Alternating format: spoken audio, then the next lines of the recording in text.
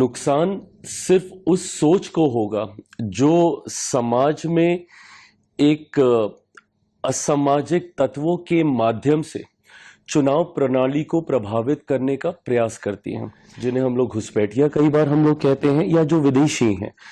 ऐसे लोगों को चिन्हित कर कर इस प्रक्रिया से बाहर मैं कतई नहीं मानता कि एनडीए को या किसी को भी नुकसान होगा।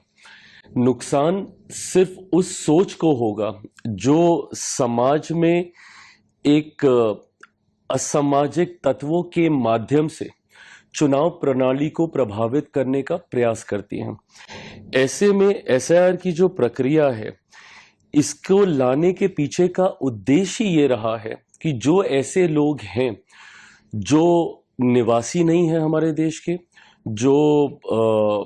जो दूसरे देश से आए हुए हैं, जिन्हें हम लोग घुसपैठिया कई बार हम लोग कहते हैं, या जो विदेशी हैं, ऐसे लोगों को चिन्हित कर कर इस प्रक्रिया से बाहर किया जाए। ये एक बहुत बड़ा अधिकार होता है। मताधिकार हमारे देश के सबसे बड़े अधिकारों में से एक है।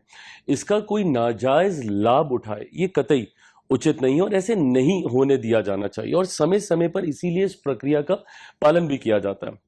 देश जब से आज़ाद हुआ 4 बार इस प्रक्रिया का पालन किया जा चुका है। इस बार भी कारण इसके पीछे विपक्ष ही रहा है, क्योंकि विपक्ष ही बार बार हर चुनाव के बाद चुनाव आयोग का दरवाजा खटखटाता था और बार बार ये शिकायत करता था कि वोटर लिस्ट में धांधली हुई है, वोटर लिस्ट में गड़बड़ी हुई है। लोकसभा चुनाव के बाद भी इन लोगों ने ऐसा ही किया, दिल्ली चुनाव के बाद, महाराष्ट्र के चुनाव के बाद, तो अभी तक ये लोग हम लोग को कोसते ही इसी बात को कहकर हैं कि आप लोगों ने वोटर लिस्ट में धांधली की है। तो ऐसे में जब आप इस बात का अविश्वास पैदा कर रहे हैं कि वोटर लिस्ट में किसी तरीके की धांधली हुई है या वो प्रक्रिया सही नहीं है, तो उसको सुचारू करने के लिए या उसको सही करने के लिए एक इंटेंसिव रिवीजन की जरूरत थी और उसी को आज अपनाया जा रहा है। पर आज जब उस इंटेंसिव रिवीजन को अपनाया जाता है तो विपक्ष फिर से भ्रमित करने का काम करता है कि भाई वोटर लिस्ट के साथ हम लोग छेड़छाड़ कर रहे हैं।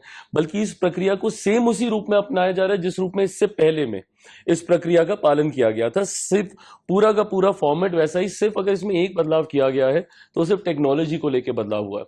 पहले आपको फिजिकली जाके डॉक्यूमेंटेशन आपको सबमिट करने होते थे, अब आप इसको ऑनलाइन भी कर सकते हैं। इसके अलावा इसके प्रोसेस में कहीं कोई और बदलाव नहीं किया गया है। आप जाएंगे चुनाव आयोग शिकायत करने, चुनाव आयोग आपकी शिकायत को गंभीरता से लेते हुए जब उसके लिए एक रास्ता निकालता है, उस रास्ते पे भी आपको शिकायत होती है। हकीकत यह है, विपक्ष ने एक नए राजनीति का तरीका ढूंढ लिया। आजकल ये लोग हर विषय को लेकर जनता को भ्रमित करने का कार्य करते हैं। उदाहरण के तौर पर लोकसभा का जब चुनाव हुआ, इन्होंने पूरा चुनाव ये कहते हुए इन लोगों ने बिता दिया कि अगर मोदी तीसरी बार आ गए तो देश से आरक्षण समाप्त हो जाएगा, संविधान की हत्या हो जाएगी, लोकतंत्र की हत्या हो जाएगी। आज 1 साल से ज्यादा हो गया चुनाव हुए, नई सरकार बने हुए। आप बता दीजिए कहां का लोकतंत्र समाप्त हुआ या कहां का संविधान समाप्त कर दिया गया या किसका आरक्षण छीन लिया गया। इसी प्रकार इन लोगों ने सीए जब आया था, एक नागरिकता देने वाले कानून को इन लोगों ने नागरिकता छीनने वाला कानून बताकर देश भर में आगजनी का माहौल बना के रखा था। ऐसे में आज सीए को इतना समय हो गया, बता दीजिए किसकी नागरिकता छीन ली गई। उस वक्त भी माइनॉरिटीज को ही इन लोगों ने टारगेट किया था और कहा था कि इसमें से जितने माइनॉरिटीज हैं उनकी नागरिकता छीन ली जाएगी। किसकी नागरिकता छीन ली गई?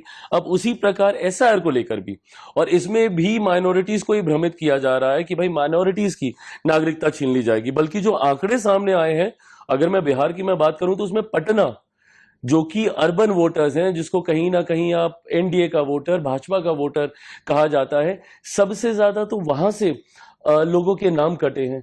तो सिर्फ झूठ बोलना, लोगों को डराकर अपने पक्ष में करना, ये विपक्ष की राजनीति का हिस्सा बन गया और वही